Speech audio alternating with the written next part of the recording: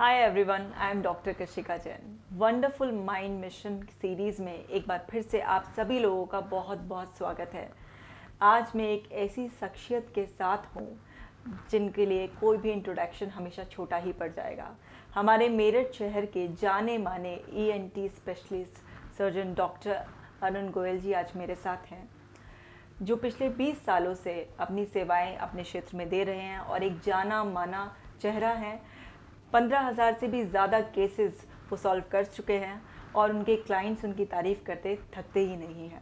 और ये हमारे लिए भी बहुत ही सौभाग्य की बात है कि इतनी बड़ी शख्सियत हमारे वंडरफुल माइंड मिशन से जुड़े हैं और सर ने अपनी कंसेंट दी और अपना वैल्यूएबल टाइम हमें दिया ताकि वो हमारे मिशन के थ्रू मेंटल हेल्थ को और प्रमोट कर सकें। सर, सबसे पहले मैं आपका बहुत बहुत स्वागत करना चाहूँगी। Thank you so much. ये काफ़ी अच्छा प्रोग्राम आप रन कर रहे हैं। वंडरफुल माइंड के थ्रू आप जिन लोगों को बुलाते हैं उनके साथ टॉक करते हैं, इससे लोगों में अवेयरनेस क्रिएट हो रही है। मेरी फील्ड में भी इस तरह के काफ़ी पेशेंट होते हैं जिन्हें की साइकोलॉजिकली ट्रीटमेंट की ज़रूरत होती है। तो इस मिशन से जुड़ के मेरे को भी काफ़ी अच्छा लग रहा है। मैं चाहूँगा कि ये मिशन हमारा काफ़ी आगे जाए। Thank you so much sir.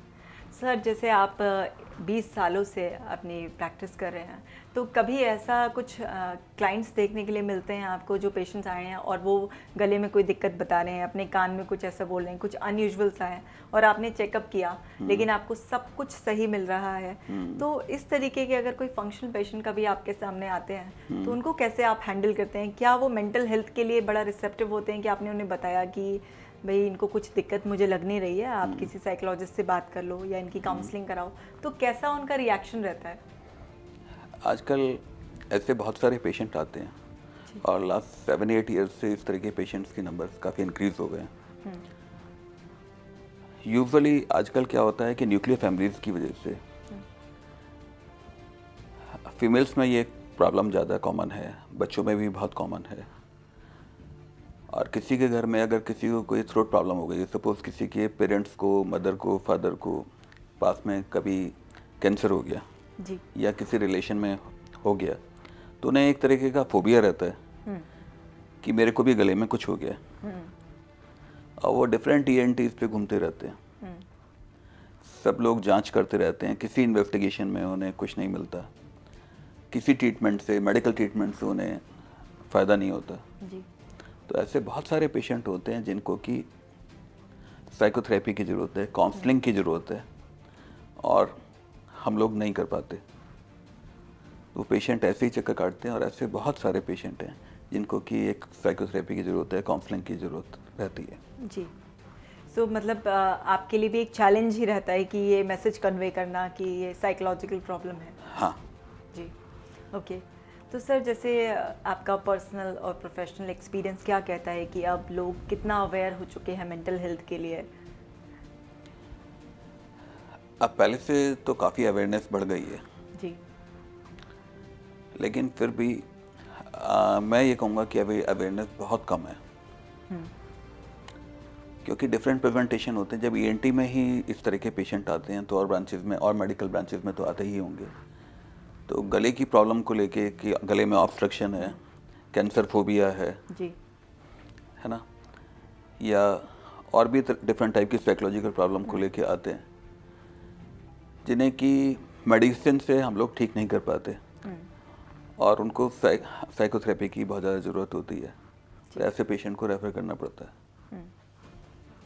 Sir, आप क्या करते हैं अपनी मेंटल हेल्थ का ख्याल रखने के लिए?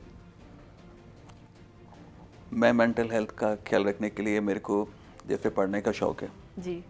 ईएनटी में, तो मैं अपनी फील्ड में पढ़ता हूँ और डिफरेंट सर्जरीज करके मेरे को अच्छा लगता है, पेशेंट को ठीक करके मेरे को अच्छा लगता है। इसके अलावा अपनी फिजिकल हेल्थ के लिए मैं योगा करता हूँ और मॉर्निंग वॉक करता हूँ। बहुत अच्छी बात है आपकी जो योगा हैबिट है, तो फिजिकल के साथ साथ मेंटल हेल्थ भी बहुत है। हाँ। जैसे रीडिंग आपकी अगर हॉबी है तो वो भी आपको एक हैप्पी स्टेट में रखती है। बिल्कुल यही बात है। मीन्स जब हमें पता होता है कि हमारी मेंटल हेल्थ यानी कि हमको सुकून कहाँ से मिल रहा है, हम कहाँ से रिफ़्रेश हो जाते हैं, हम वो सब करते हैं, तो वो भी मेंटल हेल्थ का ख्याल रखना ही है। मेरी मेंटल हेल्थ तभी ठीक रहती है जब डिफरेंट टाइप के पेशेंट्स देखने को मिलते हैं। अच्छा। है ना। जी। और वो ठीक होते हैं। जी।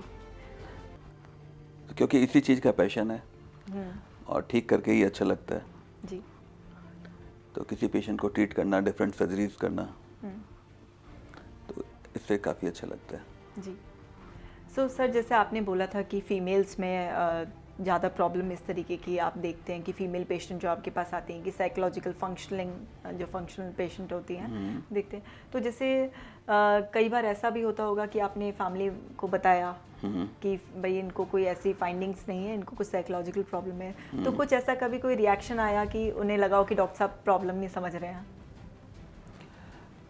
उसको बहुत ही प्यार से तरीके से उन्हें समझाना जाता पड़ता है, क्योंकि उन्हें लगता है कि कुछ इस तरह की फिजिकल प्रॉब्लम है जो डॉक्टर्स आइडेंटिफाई नहीं कर पा रहे हैं या किसी इन्वेस्टिगेशन में नहीं आ रही है। तो जैसे कोई बच्चा है या कोई फीमेल है, तो उसके पेरेंट्स को, उसके हस्बैंड को समझाना एक थोड़ा चैलेंज तो रहता है, लेकिन एक बार आप बैठ के उन्हें समझाएं, पूरी बात बताएं, तो लोग समझ जाते हैं। ऐसा नहीं है कि समझते नहीं हैं, लेकिन एकदम नहीं एक्सेप्ट करते। लेकिन समझाने के ऊपर बात है, अगर आप ढंग से समझा रहे हैं तो एक्सेप्ट भी कर लेते हैं। और एक बार, क्योंकि इस तरह के पेशेंट कई सालों से परेशान होते हैं, 5-6 ईयर से उन्होंने ट्रीटमेंट ले रखा होता है और जो कि रेस्पॉन्ड नहीं कर रहे होते हैं, तो समझाना तो उन्हें चैलेंज होता है, लेकिन ऐसा नहीं है कि समझ जाते हैं। जी। तो सर, जैसे इतने सालों के एक्सपीरियंस से आपको लगता है कि काउंसलिंग या किसी से भी बात करना किस हद तक हेल्प करता है हमें, कि बहुत सारी जो प्रॉब्लम्स हैं हमें लाइफ में, हम सफ़र करते रहते हैं, साइकोसोमेटिक कंडीशंस बनती रहती हैं हमारी। सो आपको क्या लगता है कि काउंसलिंग किस हद तक ये सारे चैलेंजेस ख़त्म कर सकती है? जो मेरी प्रैक्टिस का अर्ली फेज था, उस दौरान तो मैंने शायद फर्स्ट 10-12 ईयर्स में इन चीज़ों पे ध्यान नहीं दिया, जी। लेकिन एक तो लास्ट 7-8 ईयर्स से इस तरह के पेशेंट काफ़ी बढ़ गए हैं, इसकी अवेयरनेस भी हो गई है। तो जो भी पेशेंट साइकोथेरेपी के लिए जाते हैं, 90% उनमें बहुत अच्छा रिजल्ट आता है और मेंटली भी वो सेटल हो जाते हैं, उनकी सारी प्रॉब्लम ख़त्म हो जाती है, क्योंकि एंग्जाइटी रिलेटेड बहुत सारे इश्यूज होते हैं, वो सब सेटल हो जाते हैं, ख़त्म हो जाते हैं। जैसे गले में लोग कहते हैं जी ऑब्स्ट्रक्शन हो रहा है, कुछ है गले में, आप उनकी डिफरेंट इन्वेस्टिगेशन करते हैं, जांचें करते हैं, आता कुछ नहीं है, जी। आप मेडिसिन लिखते रहते हैं, उन्हें समझाते रहते हैं। तो ऐसे पेशेंट को कई बार साइकोथेरेपी, काउंसलिंग की ज़रूरत होती है। इस तरह के पेशेंट बहुत आते हैं कि जी जैसे कान में सनसनाहट हो रही है, तो उन्हें लगता है ब्रेन ट्यूमर हो गया। और सनसनाहट जो है कान की, ये एक एजिंग का पार्ट है। तो जैसे जैसे एज होती है, तो कुछ लोगों में टिनाइटस, हम लोग इसे कहते हैं मेडिकली, तो वो होने लगता है। तो इस तरह के पेशेंट को भी लगता है मेरे को ब्रेन ट्यूमर हो गया है या कुछ और प्रॉब्लम हो गई है, डिफरेंट आवाज़ें सुनाई दे रही हैं। तो इसमें भी मेडिकल थेरेपी कुछ हद तक तो काम करती है, लेकिन इस तरह के पेशेंट को भी अक्सर काउंसलिंग की ज़रूरत होती है। और काउंसलिंग के बाद वो सेटल हो जाते हैं, उस चीज़ को वो एक्सेप्ट कर लेते हैं और उन्हें फ़ायदा होता है। जी। तो यानी कि लोग ऐसा है कि एक्सट्रीम में सोच कर कि उनको कोई बड़ी बीमारी हो गई है, बिल्कुल जैसे यही कान बात है। में वो लग रहा है कि, तो एकदम सीधा ब्रेन ट्यूमर से उसको जोड़ लिया। तो इसको हमारी साइकोलॉजिकल उसमें कहते हैं कॉग्निटिव डिस्टॉर्शन, कैटास्ट्रॉफिंग, कि एकदम वर्स्ट आउटकम सोच लिया। इस तरीके के पेशेंट्स आते हैं और उनको समझाना भी चैलेंज है। बट यस, जैसा आपका कहना है कि काउंसलिंग काफ़ी हद तक उन्हें सेटल कर देती है और काफ़ी हेल्प करती है उनको। अगर किसी को एक्चुअल में प्रॉब्लम भी है, तब भी उसको एक्सेप्टेंस के लिए काउंसलिंग बहुत हेल्प करती है। बिल्कुल करती है जी। Thank you so much sir, आपने अपने अनुभवों को शेयर किया। अब हम आपसे अपने व्यूअर्स के लिए एक मेंटल हेल्थ का मैसेज चाहते हैं। आजकल के बिजी शेड्यूल में मेंटल हेल्थ बहुत बड़ा इशू है, क्योंकि मेंटल हेल्थ से ही आपकी फिजिकल हेल्थ जुड़ी हुई है और उससे ही आपका आउटपुट जुड़ा हुआ है, आपका माइंड बैलेंस है। आप दिल लगा के किसी काम में, अपने प्रोफेशन में काम कर सकते हैं और आपकी एफिशिएंसी काफ़ी बढ़ जाती है।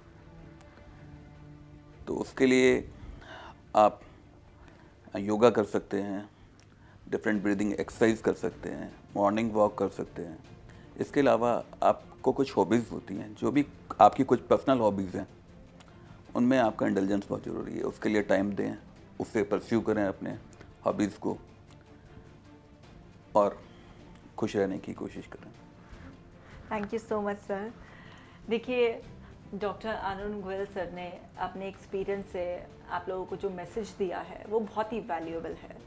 हमारे शहर के इतने रनाउंड और सीनियर डॉक्टर हैं, और आई होप उनके मुंह से ये मेंटल हेल्थ का मैसेज जो है वो आपको ज़रूर मोटिवेट करेगा और आप भी अपनी मेंटल हेल्थ को ध्यान में रखेंगे। जैसे सर ने बहुत ही सिंपल तरीके से इतना बड़ा मैसेज दे दिया कि आप अगर अपनी हॉबी को भी परस्यू करते हैं, आप सिंपल योगा या वॉक भी करते हैं, तब भी आप अपनी मेंटल हेल्थ को हेल्दी रख रहे हैं, आप फिज़िकली भी फिट रह रहे हैं और आप ओवरऑल खुश रह रहे हैं, क्योंकि हम सभी लोग मेंटली फिट रहकर क्या चाहते हैं कि हमारी लाइफ में खुशी रहे। सो सर, हम आपको बहुत बहुत धन्यवाद देना चाहते हैं हमारी पूरी टीम की तरफ से कि आपने अपना इतना कीमती समय निकाला और आप हमारे वंडरफुल माइंड मिशन से जुड़े, और पूरी उम्मीद करते हैं कि जो भी लोग आपको देख रहे हैं, सुन रहे हैं, वो ज़रूर आपसे इंस्पायर होंगे और आपके अनुभवों का उनको भी फ़ायदा पहुँचेगा। और आप लोगों को भी मैं एक रिस्पॉन्सिबिलिटी दे रही हूँ। जिस तरह से सर ने अपना वैल्यूएबल टाइम निकाला, उसी तरह से आपको भी अपने कुछ मिनट स्पेयर करने हैं और ये वीडियो उन सभी लोगों तक पहुंचा देनी है जो लोग अभी भी मेंटल हेल्थ को लेकर कहीं ना कहीं एक स्टिग्मा में जी रहे हैं, सोचते हैं कि इसके बारे में खुलकर बात करनी है या नहीं।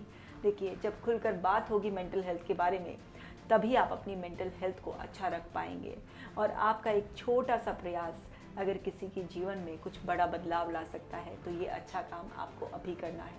और ऐसे ही समय समय पर हम अनेकों क्षेत्रों से बड़ी बड़ी हस्तियों को अपने इस मिशन से जोड़ रहे हैं, जो सब लोग मिलकर मेंटल हेल्थ के लिए काम कर रहे हैं।